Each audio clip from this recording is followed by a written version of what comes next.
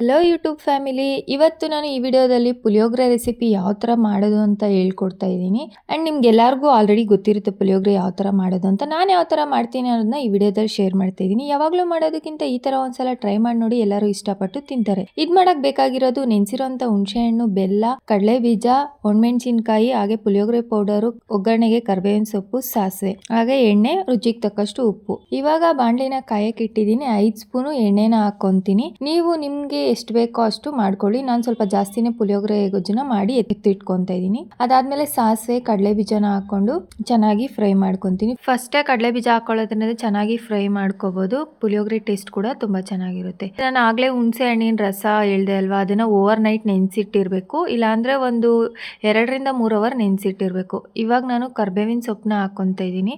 ಕರ್ಬೇವಿನ ಸೊಪ್ಪನ್ನ ಹಾಕೊಂಡು ಚೆನ್ನಾಗಿ ಫ್ರೈ ಮಾಡ್ಕೋಬೇಕು. ಅದೆಲ್ಲ ಆದ್ಮೇಲೆ ಇವಾಗ ಒಣಮೆಣಸಿನ್ಕಾಯಿ 5 ಹಾಕೊಂಡಿದ್ದೀನಿ.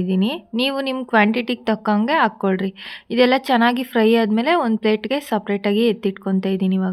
ನಾನಿವಾಗ ಪುಳಿಯೋಗರೆ ಮಾಡ್ತಾ ಇರೋದು ದೇವಸ್ಥಾನದಲ್ಲಿ ಪ್ರಸಾದ ಎಲ್ಲ ಕೊಡ್ತಾರಲ್ವ, ಆ ಥರ ಸ್ಟೈಲಲ್ಲಿ ಪುಳಿಯೋಗರೆನ ಮಾಡ್ತಾ ಇದ್ದೀನಿ. ಇದನ್ನೆಲ್ಲ ಸಪ್ರೇಟಾಗಿ ಎತ್ತಿಟ್ಕೊಂಡ್ಮೇಲೆ ಮತ್ತೆ ಅದೇ ಬಾಣಲಿಲಿ ಸ್ವಲ್ಪ ಎಣ್ಣೆ ಇರುತ್ತಲ್ವ, ಅದಕ್ಕೇನೆ ಆಲ್ರೆಡಿ ನೆನೆಸಿರೋ ಅಂಥ ಹುಣಸೆಹಣ್ಣು ರಸನ ಹಾಕ್ಕೋಬೇಕು. ಈ ಹುಣಸೆಹಣ್ಣು ರಸನ ನಾನು 2ರಿಂದ 3 ಅವರ್ ನೆನೆಸಿ ಹುಣಸೆಹಣ್ಣನ್ನೆಲ್ಲ ಚೆನ್ನಾಗಿ ಕಿವುಚಿ ರಸನ ಎತ್ತಿಟ್ಕೊಂಡಿದ್ದೆ. ಅದನ್ನು ಇವಾಗ ಹಾಕ್ಕೊಂಡಿದ್ದೀನಿ. ಇದ್ರ ಜೊತೆಗೆ ಇವಾಗ ಬೆಲ್ಲನ ಹಾಕ್ಕೊತಾ ಇದ್ದೀನಿ. ಒಂದು ದೊಡ್ಡ ಸೈಜ್ ನಿಂಬೆಹಣ್ಣಷ್ಟು ಬೆಲ್ಲನ ತಗೊಳ್ಳಿ. ಇನ್ನೂ ಜಾಸ್ತಿ ಪುಳಿಯೋಗರೆ ಮಾಡ್ತೀರ ಅಂದ್ರೆ ಸ್ವಲ್ಪ ಜಾಸ್ತಿನೇ ಹಾಕ್ಕೊಳ್ಳಿ. ಮೇನ್ ಇಂಗ್ರೀಡಿಯೆಂಟ್ ಪುಳಿಯೋಗರೆ ಚೆನ್ನಾಗಿರೋಕ್ಕೆ ರೀಸನೇ ಈ ಬೆಲ್ಲ ಮತ್ತು ಹುಣಸೆ ಹಣ್ಣಿನ ರಸ.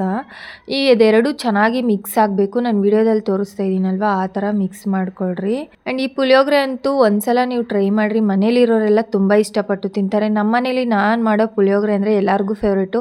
ಅದರಲ್ಲೂ ನಮ್ಮ ಅಮ್ಮಂಗಂತೂ ತುಂಬ ಇಷ್ಟ ನಾನು ಈ ಪುಳಿಯೋಗರೆ ಮಾಡೋದು. ಈ ಬೆಲ್ಲ ಎಲ್ಲ ಚೆನ್ನಾಗಿ ಕರಗಬೇಕು. ನಿಮ್ಮ ಹತ್ರ ಪುಡಿ ಬೆಲ್ಲ ಇದ್ದರೆ ಪುಡಿ ಬೆಲ್ಲನೇ ಯೂಸ್ ಮಾಡ್ಕೊಳ್ರಿ. ಆದಷ್ಟು ಬೇಗನೆ ಇದು ಕರಗಿ ಚೆನ್ನಾಗಿ ಮಿಕ್ಸ್ ಆಗುತ್ತೆ. ಇವಾಗ ಚೆನ್ನಾಗಿ ಕುದೀತಾ ಇದೆ ಅಲ್ವಾ, ನೋಡ್ಕೋಬೇಕು ನೀವು ಒಂದ್ಸಲ. ಈ ಥರ ನಾನು ಮಾಡ್ತಾ ಇದ್ದೀನಲ್ವ, ಆ ಥರ ಮಾಡ್ದಾಗ ನಿಮ್ಗೆ ಗೊತ್ತಾಗುತ್ತೆ ಜಾಸ್ತಿ ನೀರು ಇದೆಯಾ ಅಥವಾ ಎರಡು ಮಿಕ್ಸ್ ಆಗಿದೆಯಾ ಅಂತ ನಿಮ್ಗೆ ಗೊತ್ತಾಗುತ್ತೆ. ಇದೇ ಥರ ನೀವು ಅದು ಚೆನ್ನಾಗಿ ಮಿಕ್ಸ್ ಆಗೋವರೆಗೂ ಮಾಡ್ಕೋಬೇಕು, ಇಲ್ಲಾಂದರೆ ತಳ ಅಂಟೋ ಚಾನ್ಸಸ್ ಇರುತ್ತೆ. ಇದೆಲ್ಲ ಚೆನ್ನಾಗಿ ಮಿಕ್ಸ್ ಆಗೋಕ್ಕೆ ಏನಿಲ್ಲ ಅಂದರೂ 10 ನಿಮಿಷ ಆದರೂ ಬೇಕೇ ಬೇಕು. ಯಾಕಂದರೆ ಬೆಲ್ಲ ಮತ್ತು ಹುಣಸೆಹಣ್ಣಿನ ನೀರು ಎರಡೂ ಪಾಕ ಥರ ಬರಬೇಕು. ಇವಾಗ ಇದು ಚೆನ್ನಾಗಿ ಕುದೀತಾ ಇದೆ. ಕುದಿಬೇಕಾದ್ರೆ ನೀವು ಅವಾಗವಾಗ ಈ ಥರ ಸೌಟನ್ನ ಆಡಿಸ್ತಾ ಇರಬೇಕು, ಇಲ್ಲಾಂದರೆ ತಳ ಅಂಟ್ಬಿಡುತ್ತೆ.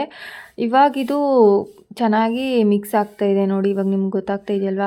ಇಷ್ಟು ಮಿಕ್ಸ್ ಆದಮೇಲೆ ನೀವು ಪುಳಿಯೋಗರೆ ಪೌಡ್ರನ್ನ ಹಾಕ್ಕೋಬೇಕು. ಈ ಪುಳಿಯೋಗರೆ ಪೌಡರ್ನ ನಾನು 5ರಿಂದ 6 ಸ್ಪೂನ್ ಹಾಕ್ಕೊತಾ ಇದ್ದೀನಿ. ಈ ಪುಳಿಯೋಗರೆ ಪೌಡ್ರು ನಾನು ಮನೇಲೇ ರೆಡಿ ಮಾಡ್ಕೊಂಡಿರೋದು.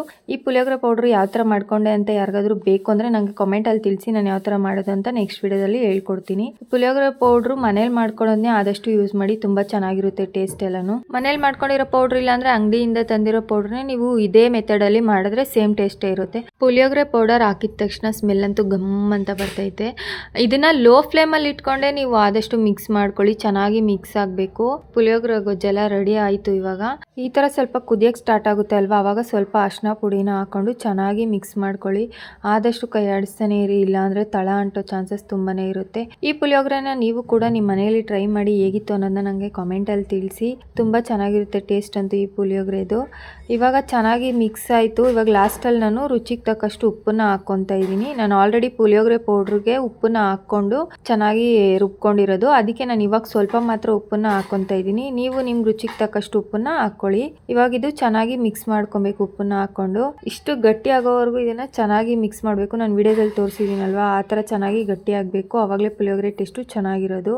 ವಿಡಿಯೋ ಲೆಂತ್ ಜಾಸ್ತಿ ಆಗುತ್ತೆ ಅಂತ ನಾನು ಫಾಸ್ಟ್ ಮೋಡಲ್ಲಿ ಇಟ್ಟಿದ್ದೀನಿ. ನೀವು ಕನ್ಫ್ಯೂಸ್ ಆಗೋಕೆ ಹೋಗಬೇಡಿ ಜಾಸ್ತಿ ಫಾಸ್ಟಲ್ಲಿ ಇದೆ ಅಂತ ಅಂದ್ಬಿಟ್ಟು. ಸ್ವಲ್ಪ ಕೇರ್ಫುಲ್ ಆಗಿ ಕರೆಕ್ಟಾಗಿ ಮೆಥಡ್ನ ನೋಡಿಕೊಂಡು ನೀವು ಟ್ರೈ ಮಾಡಿ, ಅವಾಗ ಚೆನ್ನಾಗಿರುತ್ತೆ ಪುಳಿಯೋಗರೆ. ನಾನು ಇವಾಗ ಈ ಪುಳಿಯೋಗರೆ ಗೊಜ್ಜನ್ನ ಸ್ವಲ್ಪ ಎತ್ತಿಟ್ಕೊತಾ ಇದ್ದೀನಿ. ಆಲ್ರೆಡಿ ಜಾಸ್ತಿ ಮಾಡಿರೋದ್ರಿಂದ ಸ್ವಲ್ಪ ಎತ್ತಿಟ್ಕೊಂಡು ಇವಾಗ ಆಲ್ರೆಡಿ ಮಾಡಿಟ್ಟಿರೋಂಥ ಅನ್ನನ ನಾನು ಹಾಕ್ಕೊತಾ ಇದ್ದೀನಿ.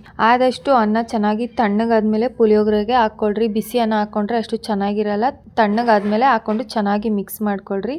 ಅದೆಲ್ಲ ಆದಮೇಲೆ ಆಲ್ರೆಡಿ ಮಾಡಿ ಎತ್ತಿಟ್ಟಿದ್ರಿ ಅಲ್ವಾ ಒಗ್ಗರಣೆನ, ಕಡಲೆ ಬೀಜ ಎಲ್ಲ, ಅದನ್ನ ಇವಾಗ ಹಾಕ್ಕೊಂಡು ಚೆನ್ನಾಗಿ ಮಿಕ್ಸ್ ಮಾಡ್ಕೊಳ್ರಿ. ಲಾಸ್ಟಲ್ಲಿ ಒಂದು ಸ್ವಲ್ಪ ಕೊತ್ತಂಬರಿ ಸೊಪ್ಪು ಹಾಗೆಯೇ ಒಣಕೊಬ್ಬರಿನ ತುರಿದು ಹಾಕ್ಕೊಂಡು ಮಿಕ್ಸ್ ಮಾಡಿದ್ರೆ ಪುಳಿಯೋಗರೆ ರೆಡಿ ಆಯಿತು. ನೀವು ಕೂಡ ನಿಮ್ಮ ಮನೇಲಿ ಟ್ರೈ ಮಾಡಿ ಯಾವ ಥರ ಇತ್ತು ಅನ್ನೋದನ್ನ ಕಾಮೆಂಟಲ್ಲಿ ತಿಳಿಸಿ. ಹಾಗೆ ಇದೇ ರೀತಿ ಹೊಸ ರೆಸಿಪೀಸ್ಗೋಸ್ಕರ ನನ್ನ ಚಾನಲ್ನ ಸಬ್ಸ್ಕ್ರೈಬ್ ಮಾಡ್ಕೊಳ್ಳಿ. Thanks for watching. Keep supporting guys. Bye bye.